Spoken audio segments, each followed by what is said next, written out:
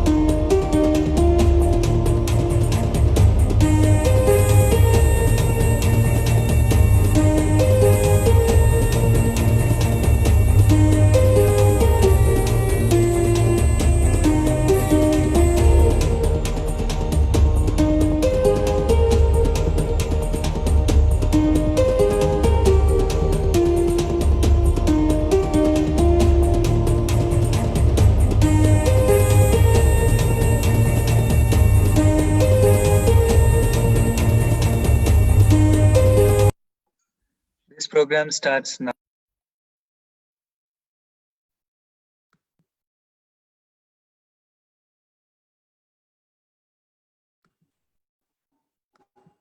Hello everyone, this is Swati Mahanti. A warm welcome once again to Hyderabad Runners weekly webinar series Beyond the Track. We hope you are taking all measures to stay safe and healthy. Hyderabad Runners promotes running, fitness and active lifestyles through its thousands of volunteers, mentors and ambassadors. Couch to 5K, Club Run, Outdoor Kids, Rain and Shine, Kids Run and our signature Airtel Hyderabad Marathon AHM are just few of our initiatives. In our endeavor to keep you constantly aware and educated, we bring you Beyond the Track, a 1 hour live webinar series of conversations with some of our highly distinguished experts from running and sports world to help you all equip with both theoretical knowledge and practical training. In this 33rd episode of Beyond the Track, we are honored to connect you to Mr. Raymond Perin, the Global Commercial Director, Active Sports, Mylaps Sports Timing. As we endeavor to create a smooth learning experience for you all, continue to post your questions to Mr. Raymond Perin in the comment section. Our own Mr. Dheeraj Taneja is an active member of Hyderabad Runners and will be interacting with our guests and facilitating today's sessions for us all. Without any further ado, I would like to invite him to introduce and welcome our speaker for today. Welcome over to you, Dheeraj. Thank you, Swati. So, runners, have you ever wondered that what is the function of that small piece of foam that is found on the timing chip at the back of your bib, the disposable timing chip? Also that the company that does timing for our very own AHM and for most of the world marathon majors is also doing the timing technology for the Formula One racing. Well, today's webinar is everything we can think about timing, how the technology behind it, what goes on. So this company is Mylaps, and Mr. Raymond Perin is the global director for global commercial director active sports for Mylaps. And this Mylaps, it not only provides technology for the active sports, but also provides technology for say sports like ice skating, even for MotoGP, well, most of the Olympics that involve timing. A bit about Mr. Raymond Perin. He started his career with Championships in 2006. At that time, Championships was in a startup phase. It was actually working on a GPS-based tracking project, which never went through to the final stages. But then this company transformed into Mylaps as we know today. He has gone through various roles within the organization. In fact, a lot of veteran runners might remember Championship by that circular plastic timing chip that we used to, it was not disposable. We had to kind of return that at the end of the race, and we used to tie that to our shoelaces. So it's the same company, Championship. Mr. Raymond has lived for about 7 years in Asia Pacific. He has been responsible for setting up the Mylaps official offices in Malaysia and China. He also worked in Sydney for 3+ years, setting up offices there. Now he's back in Kuala Lumpur, and he will be moving back to Netherlands, in fact, next week. He has been involved in a lot of different races, both active sports and motorized sports in every continent of the world. He has seen small community races where Mylaps was involved, plus the large races where the world records were broken. Right.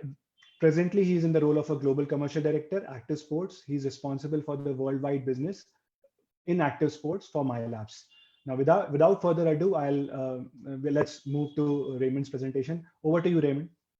Thank you so much, and also thank you that I am able to be in very close touch now with the Indian and the Hyderabad running community. It's really a long time ago that I was in Hyderabad. Actually, I still have a photo of that on this slide. Struggling a bit, running a 10 kilometer after a long time. So good to be back, although it's virtual. So let's go through the content of this presentation. So first of all, I would like to explain you a little bit more about the history of Mylaps. After that, I will go through a bit of history of timing and the timing technology we are using in running. And I will also deep dive a bit more into really the technology, so how it works. And then in the end of this presentation, I would like to give you a little bit of insight on what we think is going to happen next in timing. And please ask as much questions as you have on timing, so that we can answer them in the Q&A session at the end. So first of all, a little introduction about Mylaps. As you just heard, when you run a race in India, a lot of races, when you take a look at the back of your start number, there is the name Mylaps. So what do we do? So we are trying to support you racers and athletes, and also events and sponsors, to make sure that you all have your ultimate sports experience. Every year we time about 20 million people, which is really a lot of people all over the world. It's not us timing that, but it's our partners who are timing that. And we're trying to give you more insight in the timing and in all kind of things, progress and fun. The company started in 1982, and since then, we really changed the world of sports timing. And one of our core values is really innovation. We are trying to set the standard every time and continuously. So for us, research and development is really a big part also of the company. If you look into the events which are using our technology, then you will see really large events like the Olympic Games, the Ironman, the MotoGP, large running events like the Hong Kong Marathon, Chicago Marathon, Berlin Marathon. But we also do a lot in the very small races everywhere in the world. So it's not only the big races, but also smaller races. So as said before, the company started in 1982, and it might be starting a bit in a world which you might not be familiar with, because it started in radio control car racing. Yes, that is a very serious sport and very competitive. And two brothers, they founded the company A and B because they had a problem. Every time after a radio control car race, there was a bit of a fight who won the race, because there was nothing automatically done at that time. It were always people counting the laps of the cars which went around. So these two brothers thought, okay, let's automate that. So what you see here is the first timing system, the first automatic timing system, the A&B 8100. Probably they start developing that in 1981. That's where the number comes from. And what you see is about 10 buttons here. And how it worked was every time a car passed, somebody typed in the number on the car. As you can see, there's a number on the car. So number 4, then you type in number 4. And then the next car comes, number 10, you type in number 10. And the moment you type in the number, the time is recorded. Well, that is not really automated. So they figured out very quickly that that was not really the way to do automated timing. So then they continued their developments, and they started with so-called transponders.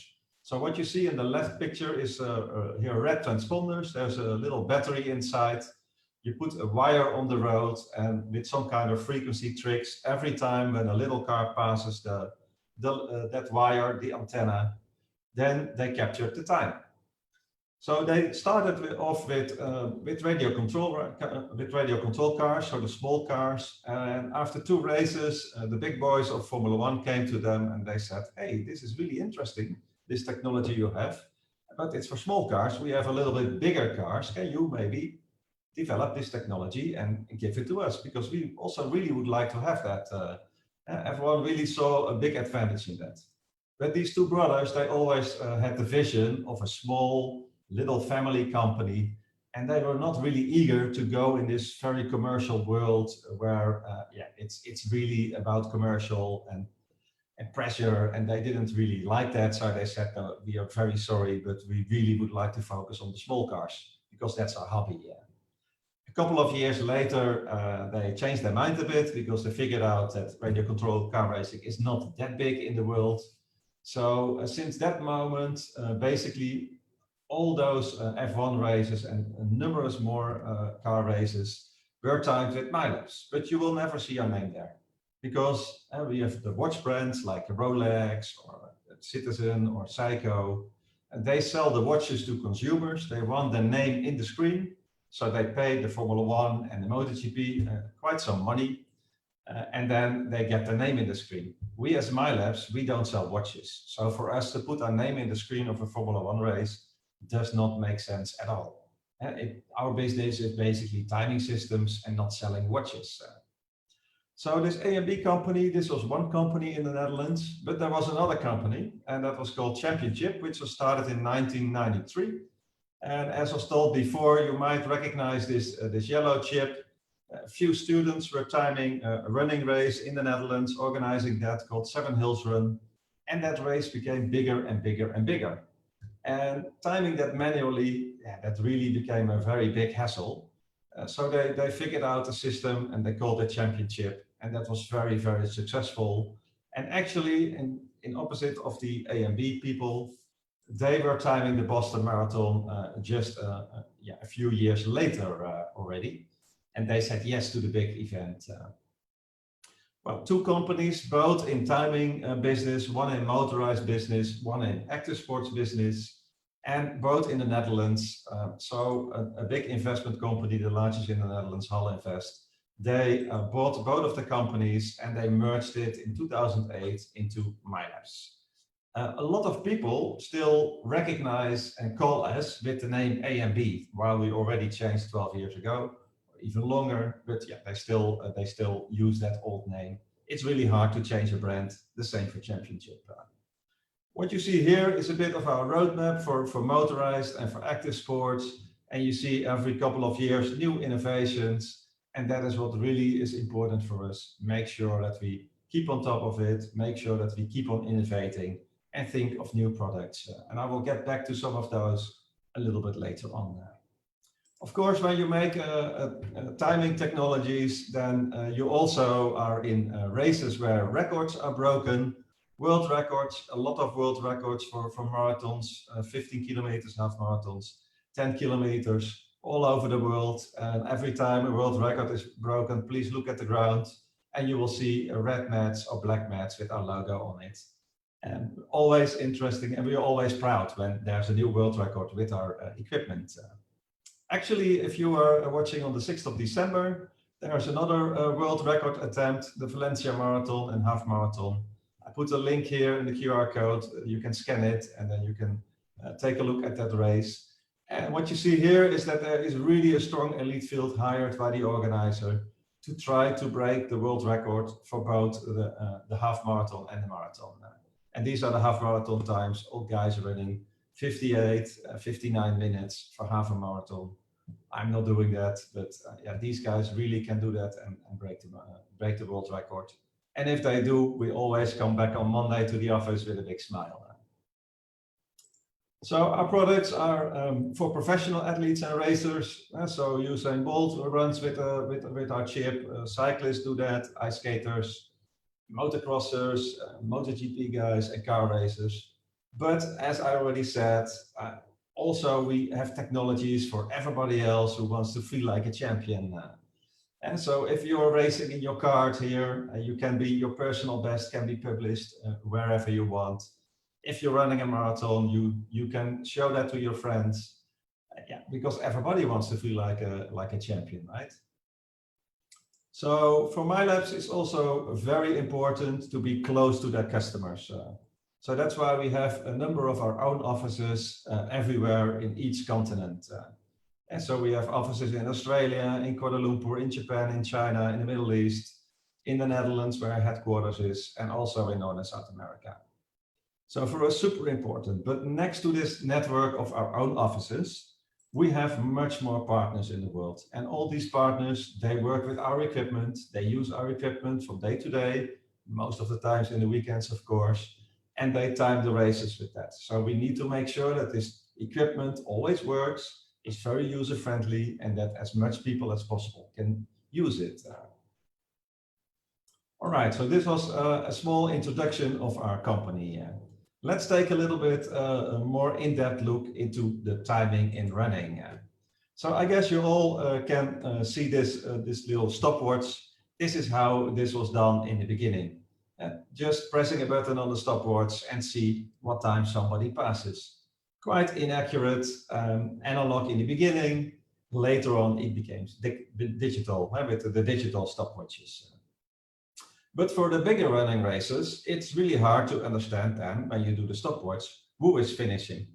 and first, second, and third. And maybe after 100, because when you're finishing in the 100th position, you still would like to have that acknowledged somewhere. So in the past, they used this pin system. So how did that work? So you had a bib, you put it on your chest, you run the race. As soon as you finish, somebody tears off a part of your bib and put it on the pin. And they did it with all the participants. So in the end, you got a whole stack with pins. Basically, then you have the order because the person on the bottom is the first, and then it goes up, up, up, up, up. However, you also would like to have the time of the person.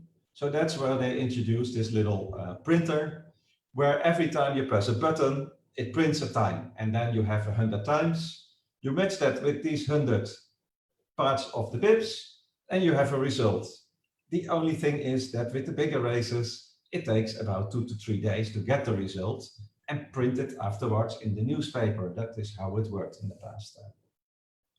So that became a challenge for the bigger races, like for example, the 7 Hills Run in the Netherlands, where thousands of people were running.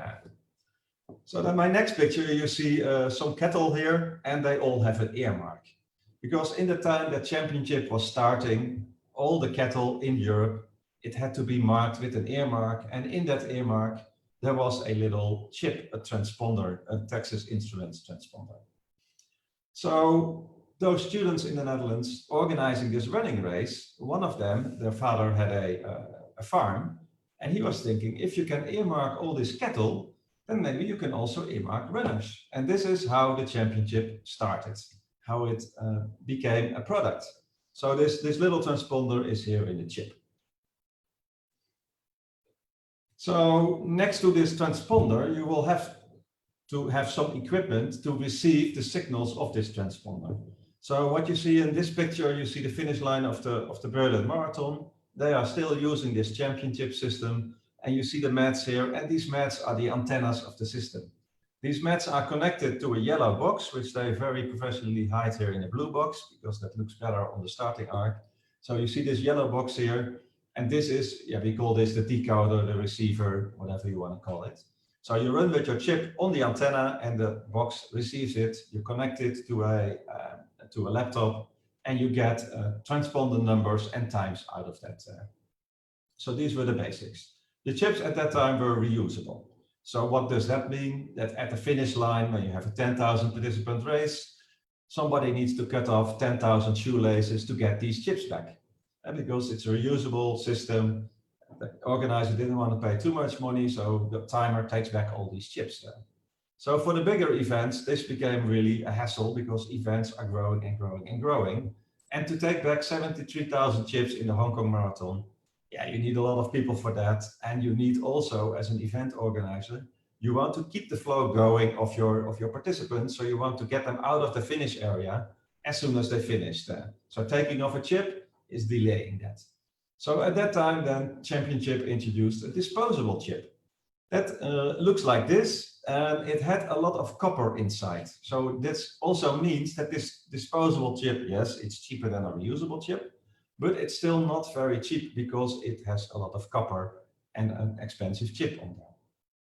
So around that time, there were some other companies thinking about a different technology, a UHF technology, a high frequency technology.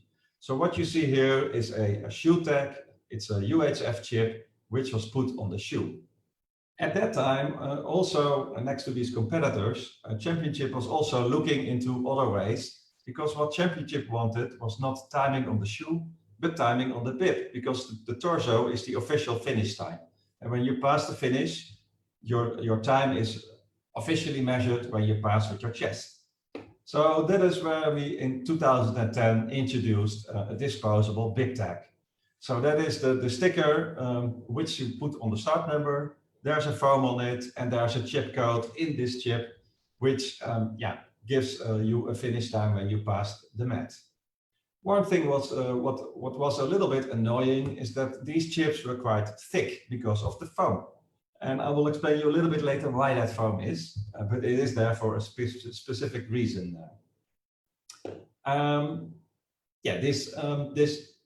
This foam, we thought, okay, how can we make this better?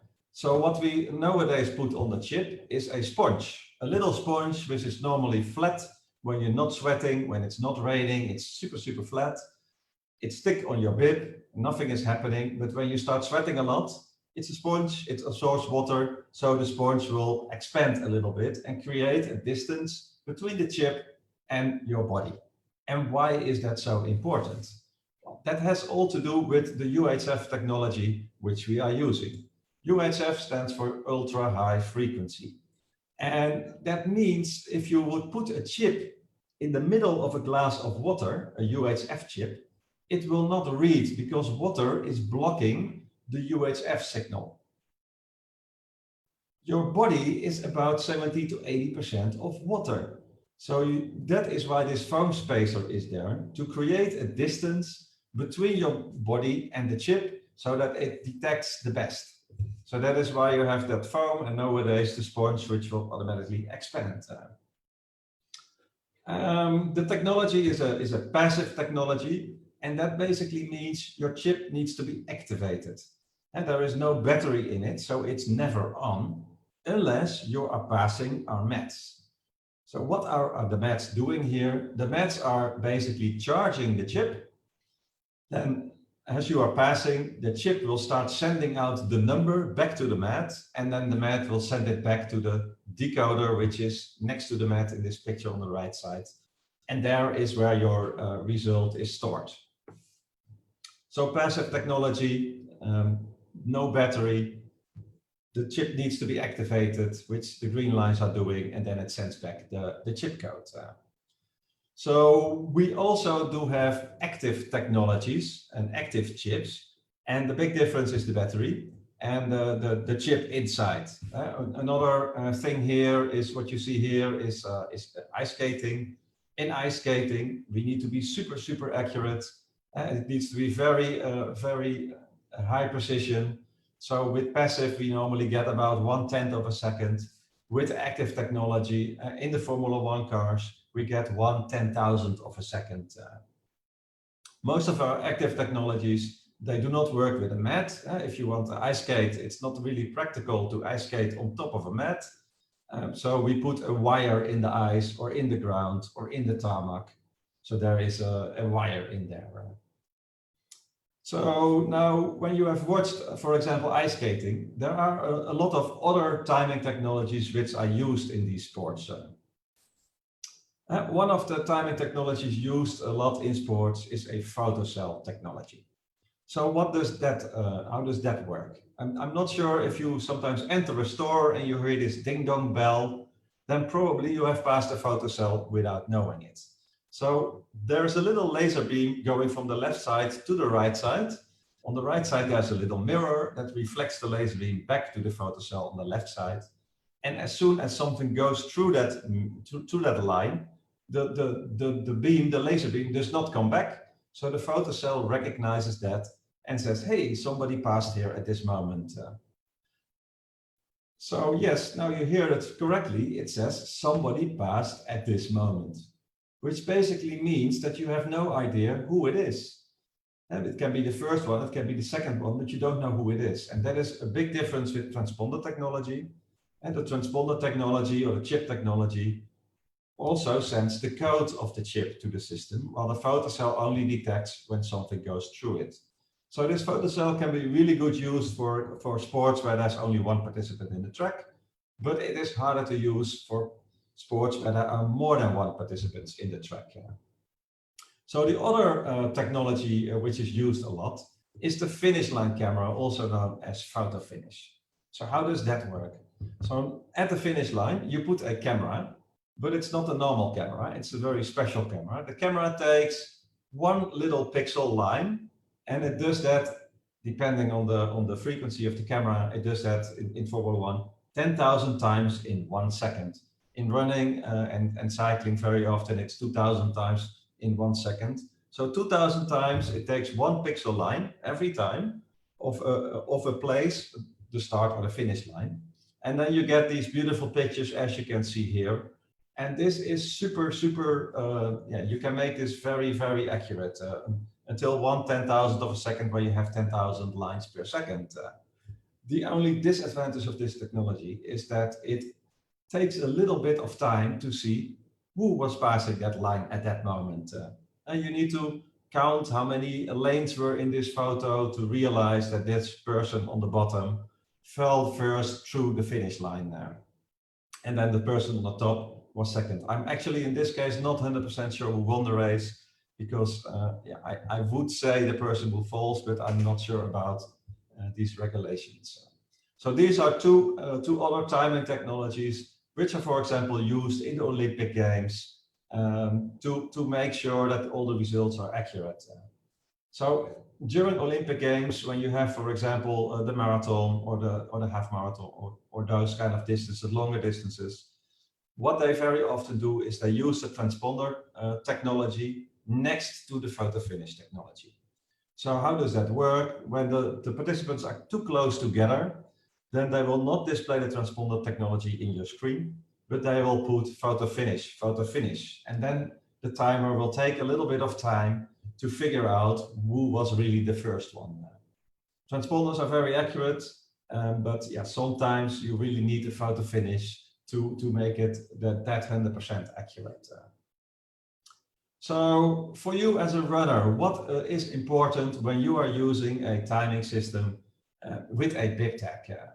And the chip is at the back of your bib, and the chip is super small, and there are some antennas on the side. So it is important to have this bib always in front of you and not at the back of your shirt. Why not? Why not at the back? A lot of runners, they run a little bit forward, so they bend a little bit forward. If the bib would be on the back of your shirt, that means that there is a whole body in between. And I just explained to you before that your body is a lot of water, and this UHF technology does not really like to go through water. So if you put the bib on your back, there is a little bit of a chance that you will not be detected by the timing system. So that is the first one reason why you should put it in the front. When you put it in the front, make sure you put it nicely and pin it in all the four corners so you don't lose it. But also don't put your belt on top of it with water bottles, water again, because it's blocking the signal. And also don't put a jacket on top of your chip, because that can make the detection less good. And maybe you will be missed. It's not happening a lot, but what we see a lot when we put a video camera at the finish as well, we see the people we do not detect are wearing a jacket or putting a belt in front of their bib number. Don't do that. And last, don't wrinkle your whole bib. Don't make it a small little piece of paper, because it is a chip, it is electronics, it can break when you're not handling it nicely. So these are some tips for you as a runner to make sure that you will always get an accurate finish time. So what do we see right now at this moment, and what are the trends I see in the market? So while in 1982, timing was very unique, at this moment, it's not unique anymore. There is if there is no timing, then there is basically not really a race or an event, right? You guys, you expect timing at a race. So the timing is a given. But what we see is that we see an increase of the data needs of you as a runner.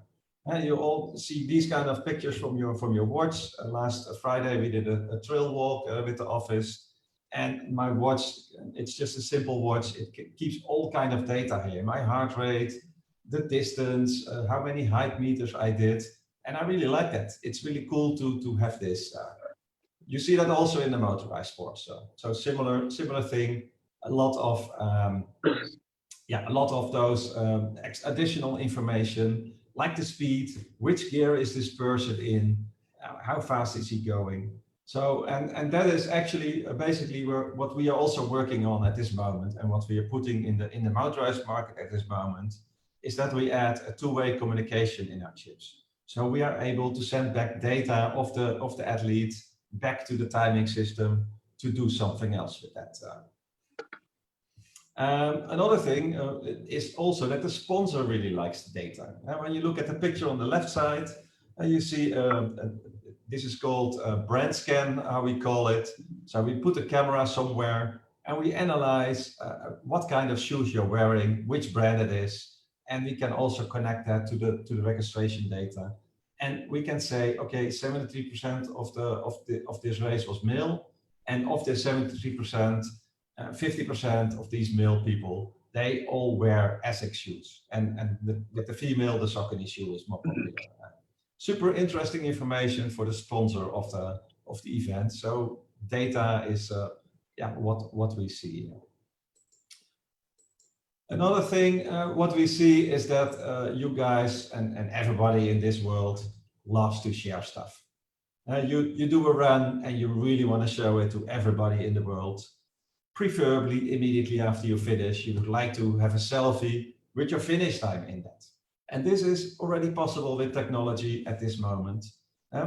We created, we call that an event app for events, where you can take some athlete data here, but you can also, when you finish the race, you can make a selfie and your finish time is in your selfie app. So you can immediately post this on your social media and all these kind of things. So people like to share. So we are trying to do something with that and to put that. It has a little bit of a link with timing, so that's why we're doing it. We support events with that, and also the sponsor really like that, because next to your finish time on your selfie, the sponsor likes to put a logo there, and then you share it. Sponsor happy, and you're happy too, because you have something shared again.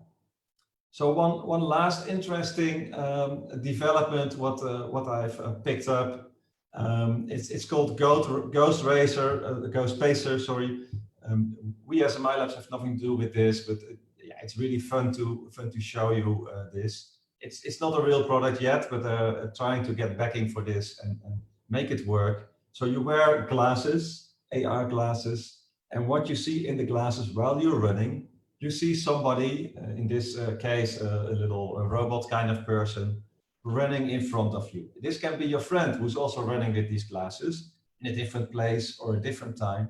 So you can virtually run with somebody else on the track or against Usain Bolt if you want.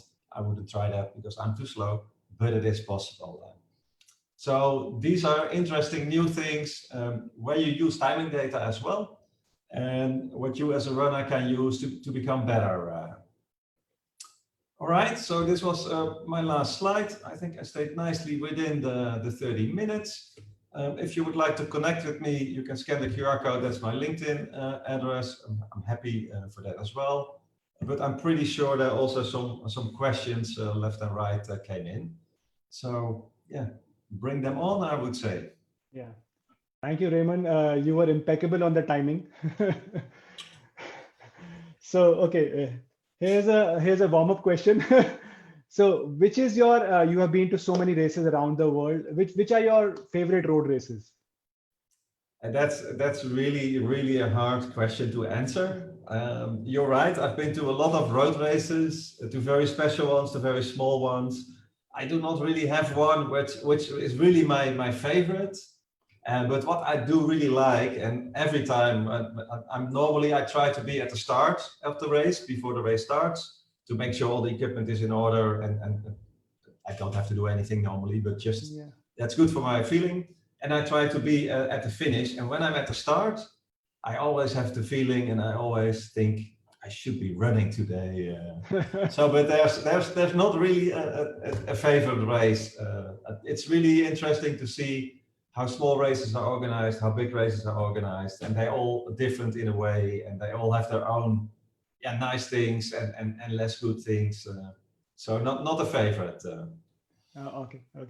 Okay. Second one, this is from our organizing committee. A few of the runners are actually pretty enthusiastic about the F1 racing.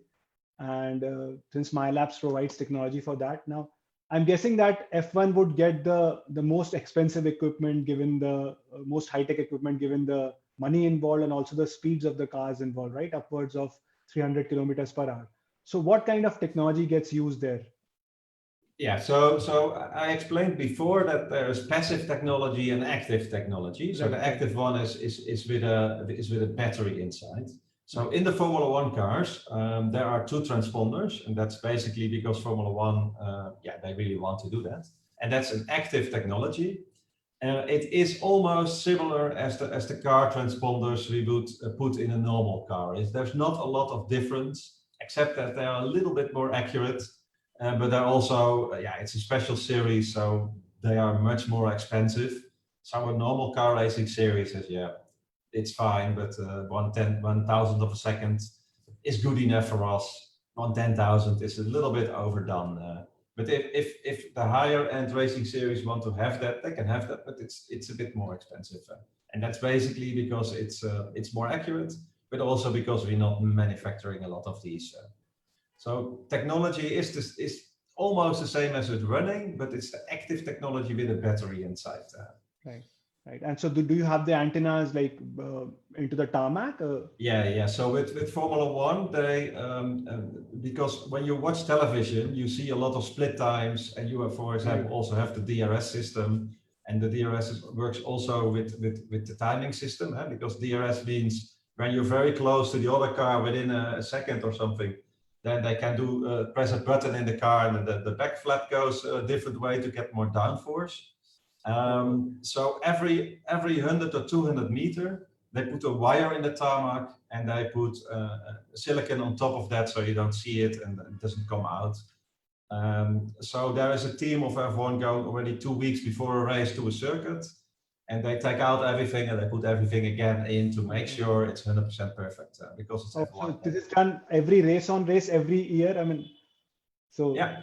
Okay. Every circuit. So if they go Singapore, that's on the street, they put it in again. But if they go to Abu Dhabi to a new circuit, they will put in again all these 100 or 200 meter loops. Because in Formula One, there's one thing super important, and that is the television. And because they broadcast everything, and people and television pays quite some money for that, I guess. I'm not sure because I do not really know the business model. But TV is super important. So they put a lot of money and effort in the cameras and in making sure that the timing is very accurate and always works. I think they have 4 backups there even for timing, which they not use, but they want to have it. They want to have it. Okay. Yeah. So similar on the same lines. What about I see that in one of your slides you mentioned Giro d'Italia also. That's a premier cycling race, right? Yeah. Yeah. So how is the technology there? Because it goes on for like 3,000 plus kilometers over 21 days. Yeah. So there you're not able to put a permanent installation. So you need to have something which you can carry. So there the loop wire is normally or either in a little mat, which is on the floor. So but we use a wire for that. And also there they use active timing technology.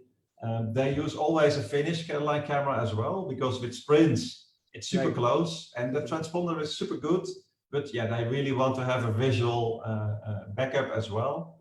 But they use the same chip as the ice skating, or if you do BMX, then you use that same chip as well. So there is not really a difference if you cycle the Giro or the Vuelta, or if you race a BMX on your local BMX track, you use the same, we call it Pro chip, you use the same chip. It's also active technology because it needs to be more accurate than 1/10 of a second. Right. Yeah. So coming to the passive ones that we use in our road races, most of the road races.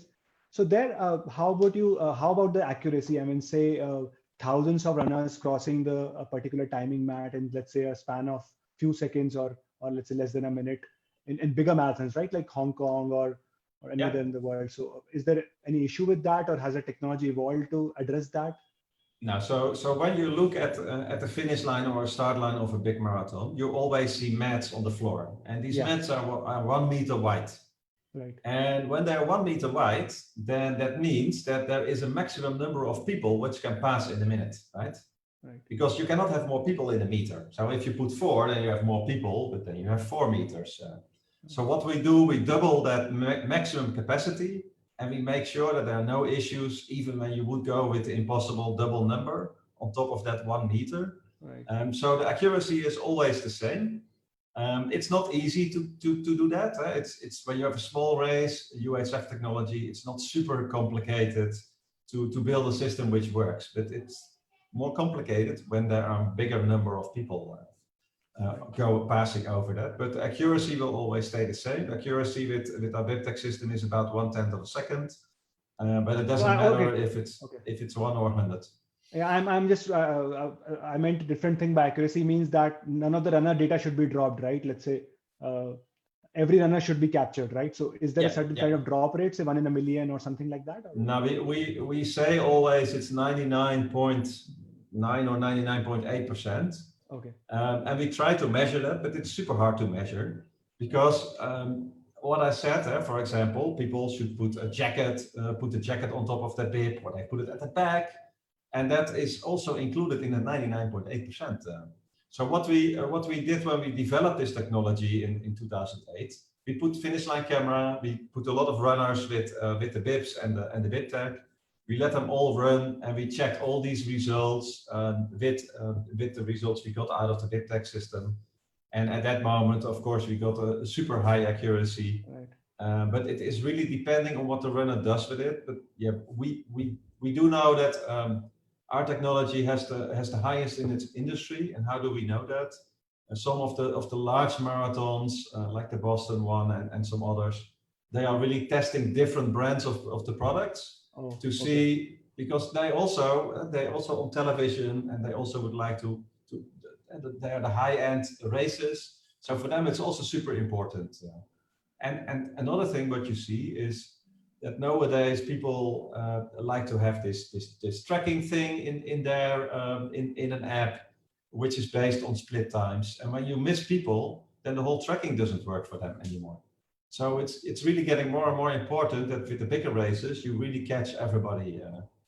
And that is also why our price point is always a bit higher than the cheap products from China, for example. But yeah, that's a choice which a running organizer makes. Yeah, I showed you the picture that I was running 10 kilometers a long time ago in Hyderabad. I would feel very bad when I would not get a finish time. And I can imagine when you train for a marathon, I mean, 10 kilometers, everybody can run, I always say a little bit, but a marathon, you really need to train for that. You cannot wake up this morning and say, I run a marathon. So you train for that, you train a year for that.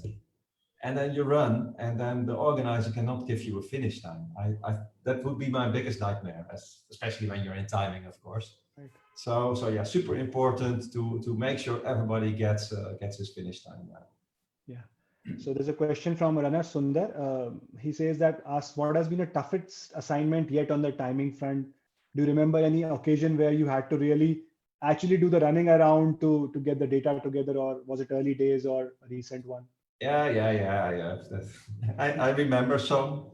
One was in Singapore, where one of the decoders, the timer. So we always advise a timer to bring a spare battery, because there's a battery in the system that has a certain lifetime, and it takes 10 hours or whatever number of hours, and then you can connect a car battery next to it, and then it can go on until the car battery is empty. But the timer didn't bring a car battery, so the system was at the last 35 kilometers, battery in the decoder almost empty. So yeah, then we had to run with the decoder, which I gave to my colleague. It was his first working day. Sashi from the Malaysia office, he still can remember that and tell you that.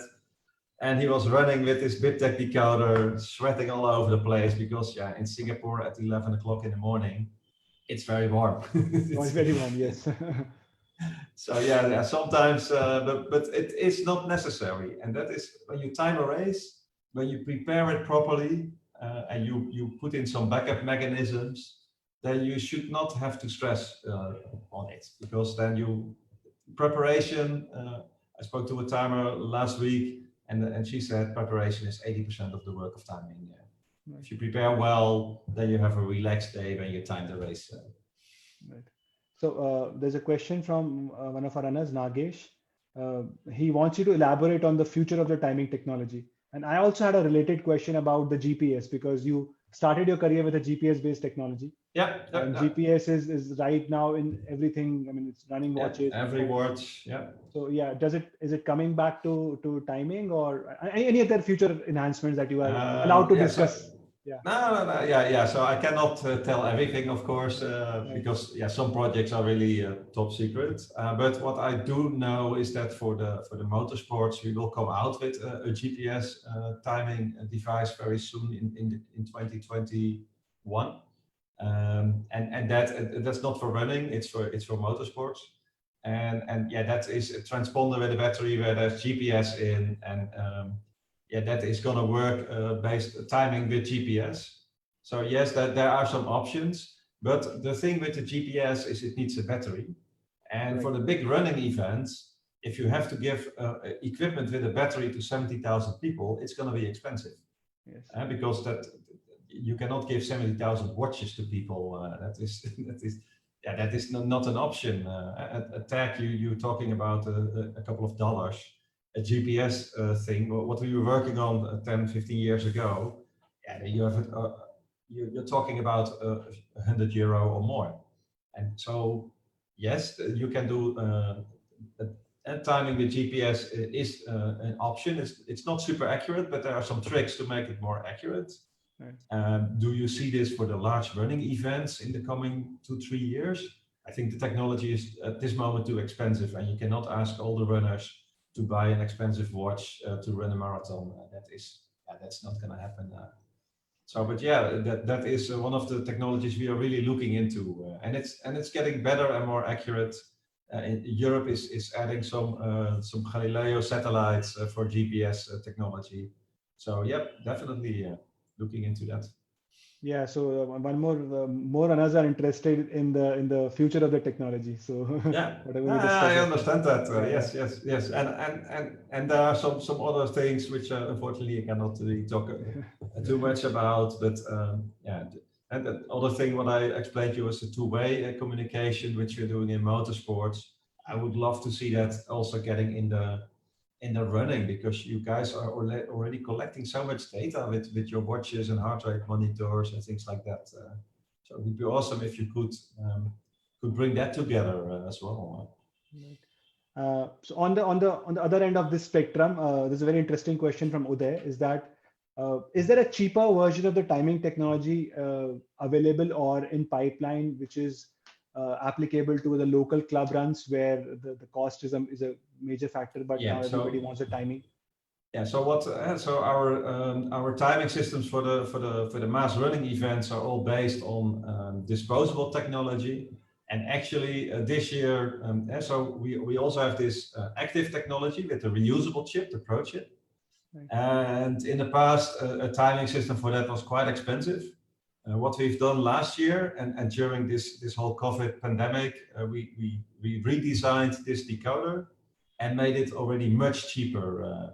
So the decoder itself is now, it's now affordable for every running club. I'm sure about that.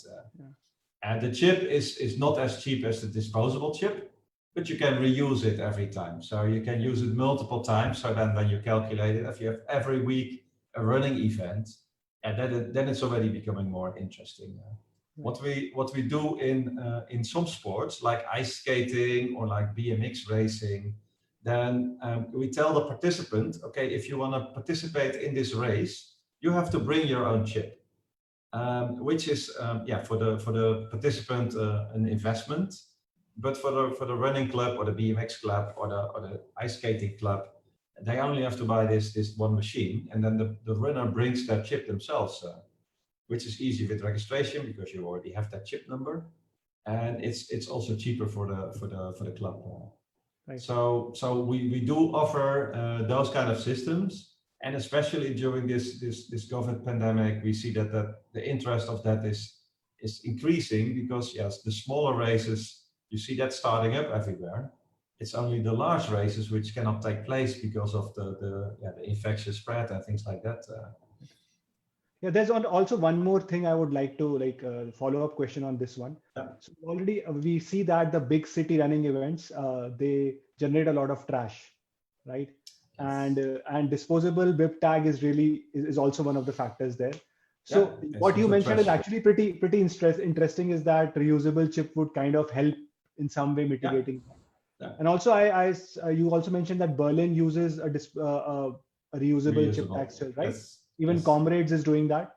So Yeah. do you see this kind of again making a big comeback with the decoder prices getting cheaper and Yeah, I think reusable chips are super interesting, but I think for the large running events, it is really a hassle because those, for example, the Berlin chip, I think it's like 30 euros. So if you run a 10-kilometer one time and you have to pay 30 euros for a chip, right. that is a lot of money, I think. But you can reuse it, but if you only run one time. So that basically means that the event organizer also needs to have chips for all those people who do not want to buy the chip. And that means that he needs to get them all back. And that is that is why we went to the disposable technology. And because we didn't want to take back all these chips, because these people are finishing and they need to leave the finish area as soon as possible. Right. However, saying that, the chip which is at this moment on your bib, first of all, a lot of people, they keep the bib. I'm not sure how that's about you, but this bib for the Hyderabad run I did, I'm pretty sure I packed it already in the box, but I'm pretty sure I still have it because I'm proud of that. I keep the bib, I keep the medal. I did that, I want to show that a bit, and it's a good memory of that. So I keep the chip, I do not throw it away. But would you throw it away, then you can just throw it away with the normal trash. There are not a lot of heavy metals in it. It's not. There's no battery inside. But we are also looking into proper options for that as well, of course, because we do realize that you see in running the plastic bottles and the caps and the amount of waste generated in a running event is massive. It's really a lot. But a lot of running events are also really looking into that. So that's good to hear. So yes, we are looking into those kind of things as well. Yeah. You can throw away your bib with the chip without having a big impact on the environment. Yeah, that's good to know. So there's one more question from Shiva. So what are the main areas where Mylaps is focused on developing a technology on, say, catching the cheaters in a road race? Yeah, that the cheaters is always an interesting one. So what the bigger events are doing is they put more timelines at the places where you could cheat. Right. So what the timer then does is when all this data comes in and you registered for the marathon and you didn't pass the first point, you didn't run the marathon, and it disqualify you. So that is basically what how we try to help them. Is making sure that they add some more timelines to catch those cheaters. And that is one of the things you can do. But there will always be people who want to cheat, and they will always find ways to do that, unfortunately. And the timer tries to find good ways to catch them. So I remember one of the races here in Malaysia where a veteran person won the race. No, that was in the Maldives. That's even a better example. So we were timing a race in the Maldives. First event they were timing. They were at the stage at the veterans, and there was a 16-year-old boy on the second place. And it really ended almost up at the timing tent at the finish, because of course this person could not have won in the veterans category because he was only 16, but he ran at the bib of his father. Right. The timing system does not see that, because the timing system says bib 10 is a veteran because you registered like that. So yes, there's always a human factor involved, and this specific race, a really nice race in the Maldives. The next year they checked, of course, the ID of the person before the prize giving, so they learned something from that. But yeah, so catch the cheaters. I think it's always a little bit of a game.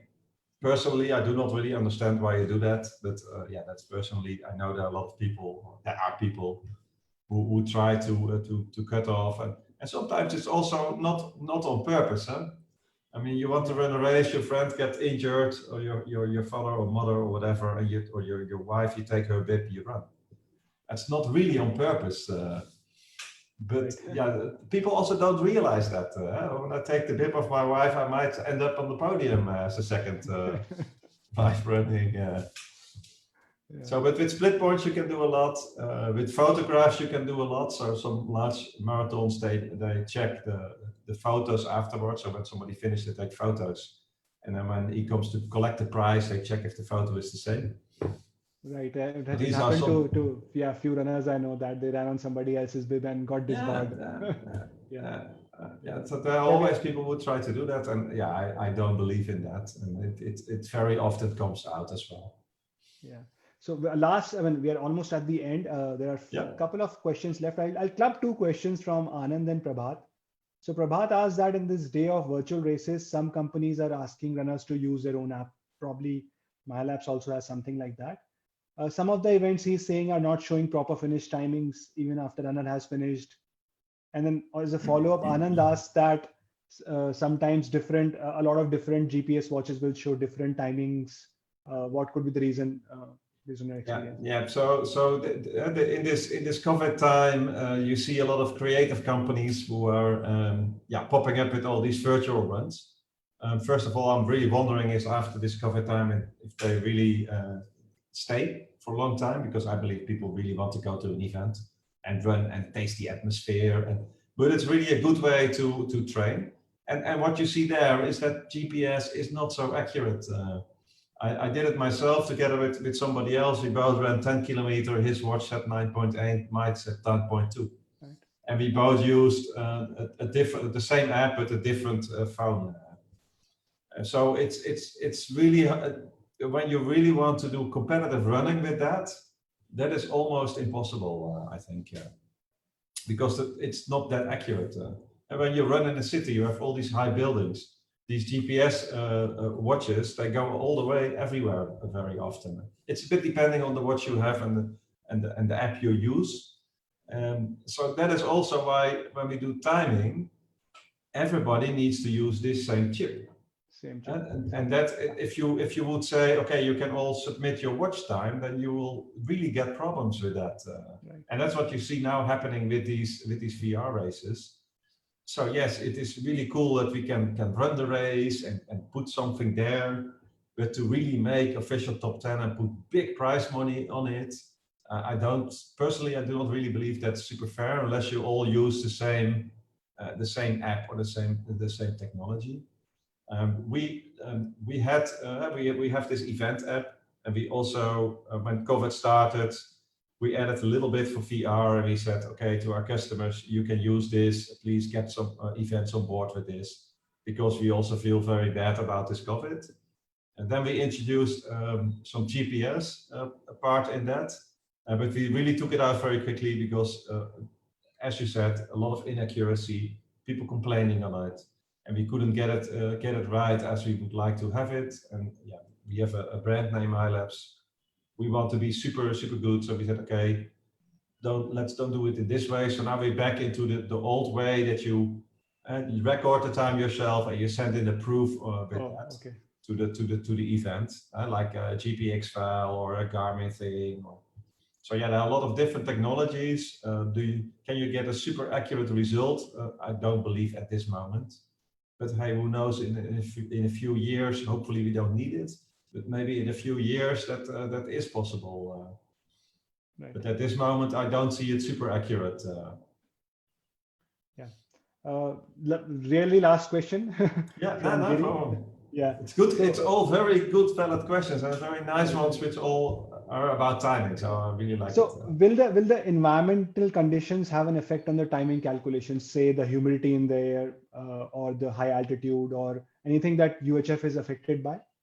Water, what I said, but then you Right. really have to put it in the middle of a glass of water. Right. And one time we had an event in Lebanon where there was like a flooding, and then all the timing mats flooded away. They stopped the race as well. So nobody wants to run in that condition anyway. Right. Anyway. Yes. So yes, that can affect the timing, but normally there's not a lot. That of course the systems are specified from certain temperatures to certain temperatures, minus to plus. And if you put them in the full sun for a long time, then it's really better to put an umbrella on top of it. Right. But it will not affect the accuracy. It will only affect that the system will give a warning, and if it's really too hot, but then you put it in the desert with full sun on it, then it will give a warning and say, hey, I really am getting too hot, please cool me down, or I'm gonna switch off, and then it will switch off. But you get a lot as a timer, you get a lot of warnings on that. And because our systems are used also on these races on the Antarctic where it's super cold, and they are used in the desert. Actually in the UAE, there are a lot of races at this moment going on because they start allowing races again. And these are very often in desert, and that is not a problem for the timing itself. But the equipment, yeah, you need to stay within the specifications of the equipment. Right, right. So Raymond, thank you. Thanks a lot. You've been very, very good with the question answers, very patient. So Yeah. over to you, Swati, now.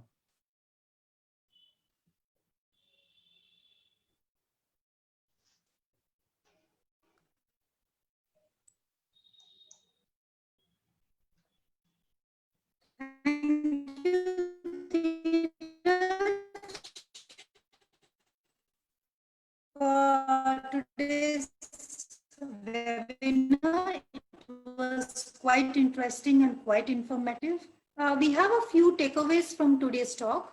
Number one would be the timing is important for competitive events that involve racing and also to individuals who love running.